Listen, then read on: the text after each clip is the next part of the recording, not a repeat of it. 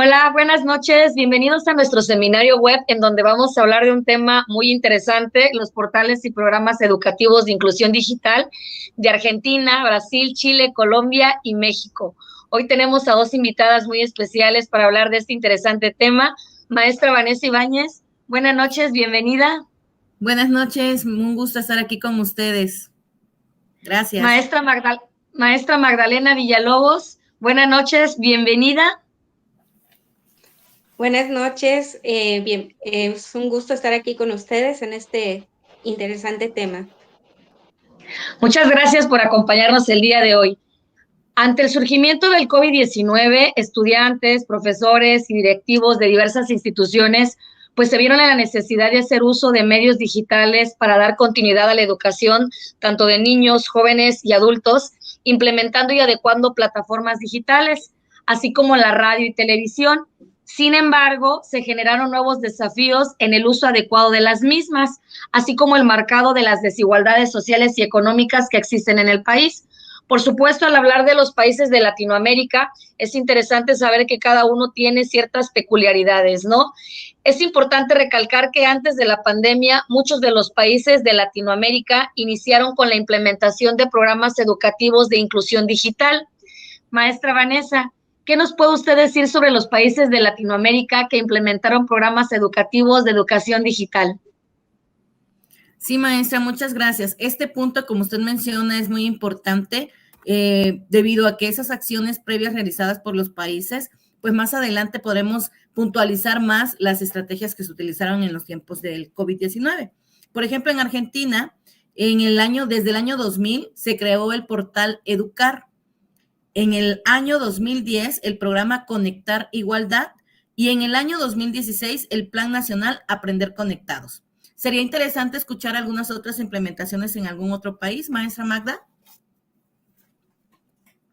Claro que sí, por ejemplo, en Chile se crearon diferentes portales y programas para apoyar a la inclusión digital en diferentes estrategias. Por ejemplo, tenían el portal Educar Chile, que se creó en el 2009, y los programas Yo Elijo Mi PC en el 2009 y Me Conecto para Aprender en el 2015, que se basó en la entrega de equipos de cómputo con internet a estudiantes del 7º grado de educación básica.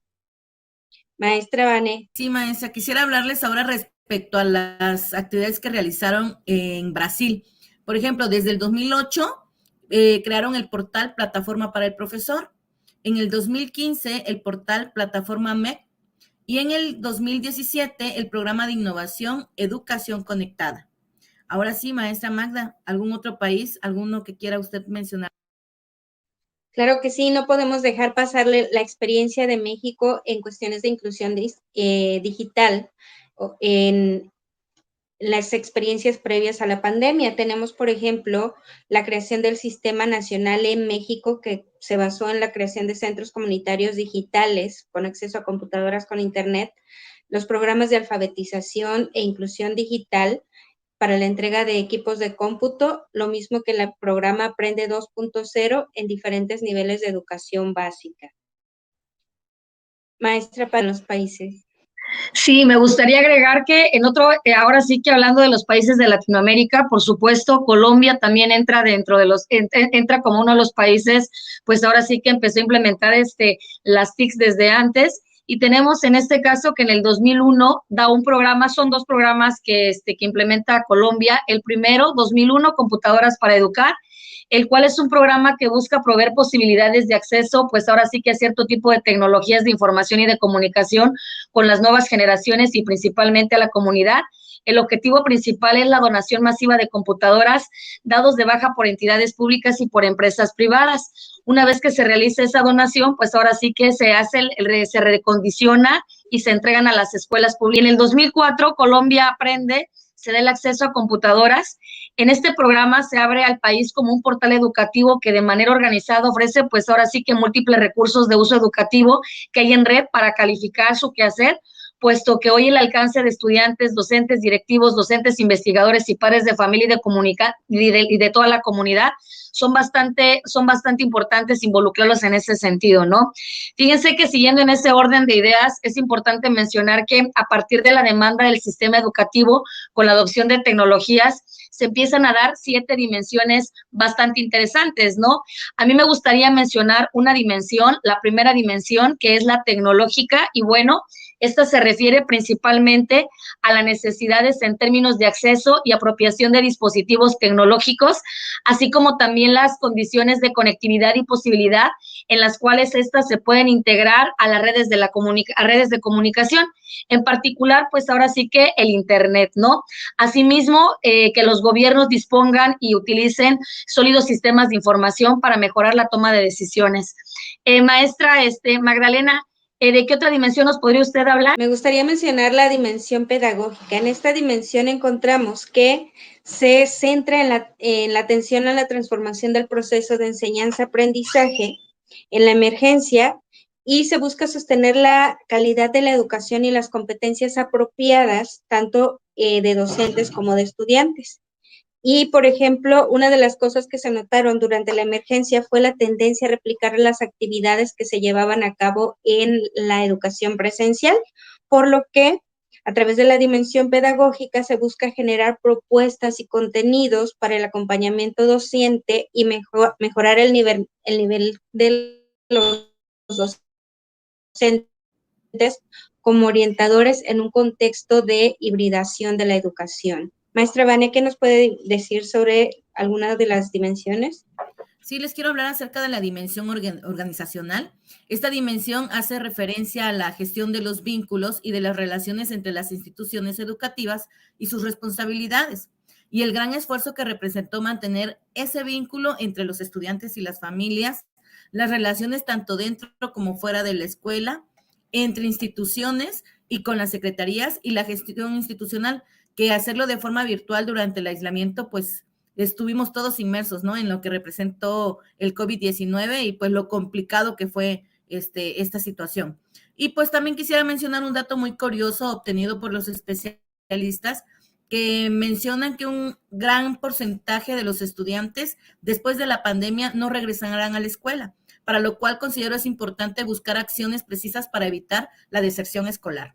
No sé si alguien más quiere hablarnos acerca de alguna otra dimensión. Sí, claro, podemos mencionar también la dimensión sociocomunitaria, y en esta dimensión se busca entender que el conocimiento y los procesos de enseñanza-aprendizaje deben estar siempre relacionados con el contexto de los estudiantes y sus necesidades, las necesidades de la comunidad educativa. Y uno es, por ejemplo, en la emergencia se pudo reconocer que existen diferentes necesidades, tanto tecnológicas como de habitacionales, de alimentación, que se tenían que tomar en cuenta para poder aplicar las estrategias o los programas necesarios para seguir con los programas educativos en esta dimensión. Muy interesante, muchas gracias, maestras, muy interesante sobre las dimensiones, pero aquí me gustaría recalcar un punto muy interesante que yo creo que todos nosotros lo vivimos en su momento, ¿no? A la falta de una capacitación, al tener pues ahora sí que al presentarse la contingencia, nosotros pues tuvimos que hacer muchísimas cosas, ¿no? En el sentido de entrar a buscar aplicaciones, formas, medios para poder salir adelante y poder pues ahora sí que estar al frente de nuestros niños, ¿no? En ese sentido, y yo creo que la capacitación en su momento no la tuvimos, la fuimos recibiendo conforme a prueba y error, y yo creo que también es algo bastante interesante para rescatar. Fíjense que en la pandemia, pues ahora sí que muchos de los países de Latinoamérica tuvieron una capacidad de respuesta muy diferente y las estrategias que cada uno de los países implementaron fueron diversas. ¿Qué nos puede decir, maestra Vanessa, sobre este tipo de estrategias?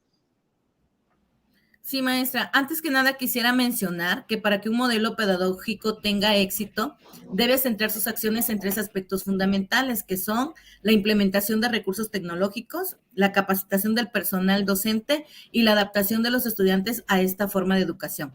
Y al mismo tiempo, cada uno de estos aspectos debe enfocarse a buscar la calidad educativa. Por ejemplo, en el caso de Argentina, sus contenidos pedagógicos se cubrieron con plataformas Seguimos Educando, horas de radio y de televisión, distribución de millones de cuadernillos, y algunas provincias crearon sus propias plataformas.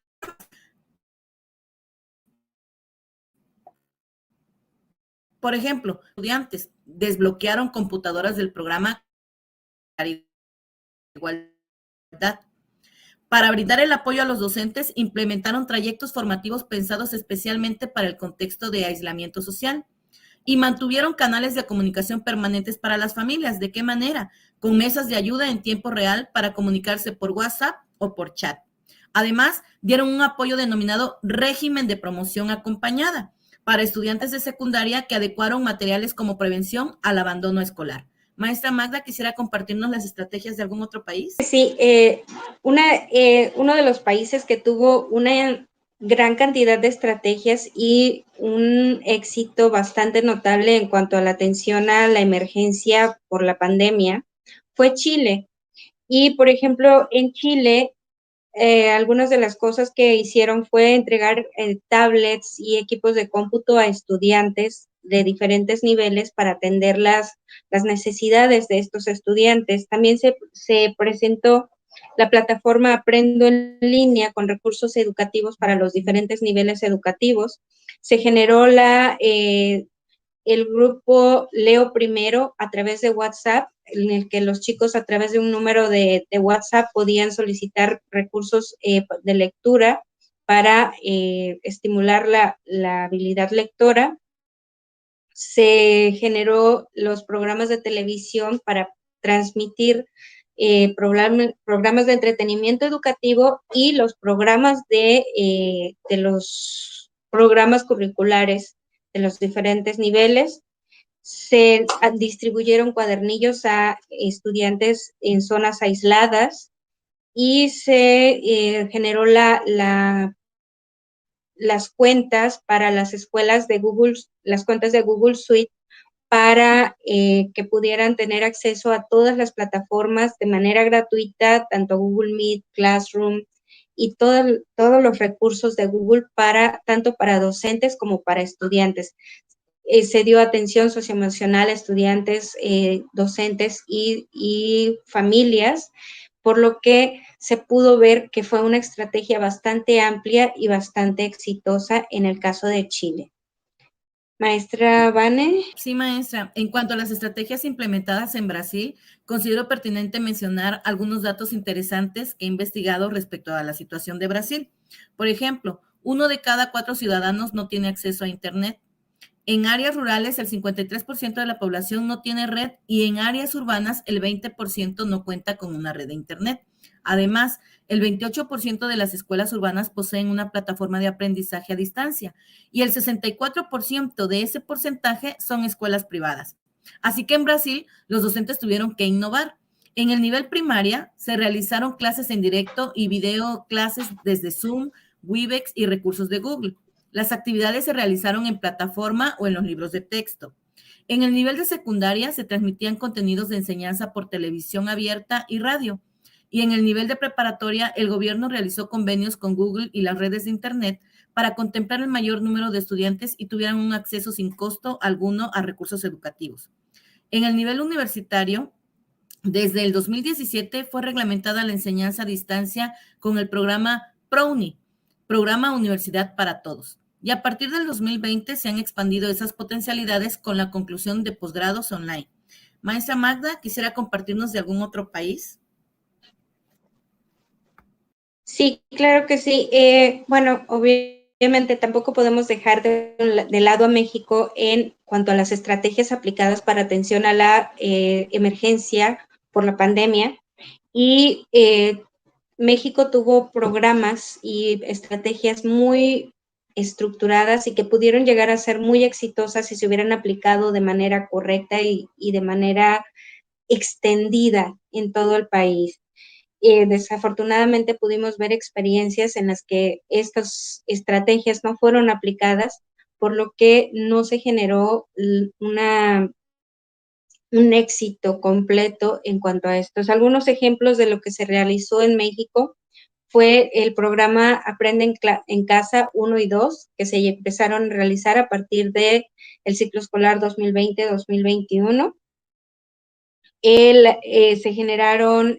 Se utilizaron los canales de televisión abiertas, los programas de radio para llegar a más gente. También se generaron programas de capacitación en competencias digitales a los docentes. Se entregaron materiales, cuadernillos, exámenes en las zonas aisladas del país y también, como en el caso de Chile, se generaron las cuentas de Google Suite para educación, en el que los docentes y los alumnos podían llegar a tener acceso a todos los recursos de la plataforma de Google, como Classroom, Google Meet, etcétera, de manera gratuita, y en las que se encontraban descargados ya todos los programas de educación dependiendo de los niveles. Desafortunadamente no se utilizaron en todos los niveles y en todas las áreas del país, y esa podría ser una razón por lo que el uso de la plataforma no se volvió tan exitosa. Maestra Patti. Sí, correcto. Muchas gracias. Muy interesante lo que nos acaba de mencionar de nuestro país. Y bueno, a mí me gustaría terminar con las estrategias de un país de Latinoamérica, en este caso, que sería Colombia. ¿Y qué fue lo que hizo Colombia? ¿Qué tipo de estrategias implementó? Bueno, implementó su plataforma Aprender Digital y Portal Colombia Aprende. Utilizó también la televisión pública para el fortalecimiento de las competencias básicas, la distribución de dispositivos en el marco de sus programas previos, tecnologías para aprender, implementó una política nacional de confianza y seguridad digital, tiene un programa de conectividad rural que está proyectado hasta el 2029, que también es bastante interesante, y la última estrategia que implementó es el Proyecto Nacional de Acceso Universal para las Zonas Rurales, y dentro de las cuales pues ahora sí que incluye el internet fijo y móvil. Muy maestras, para concluir, ¿qué país consideran ustedes que tuvo la mejor estrategia implementada con la pandemia en el ámbito educativo y por qué? Maestra Vanessa, adelante, la escuchamos. Una decisión muy difícil de tomar, maestra, pero sí algo que hay que considerar es que hay países que sí tenían un conocimiento previo acerca del proceso de digitalización, entonces pues tuvieron un mejor punto de partida, ¿no? Como es el caso de Argentina, que empezaron mucho más antes, y pues eso es un punto a favor. Por esa parte me iría por Argentina, pero realmente escuchando pues todas las estrategias de los países, pues México tuvo muy, muy buena estrategia. Entonces, estoy así como que indecisa entre esos dos. Me quedo con esas dos, maestra. Correcto, gracias. Muchas gracias. Gracias. Maestra Magdalena.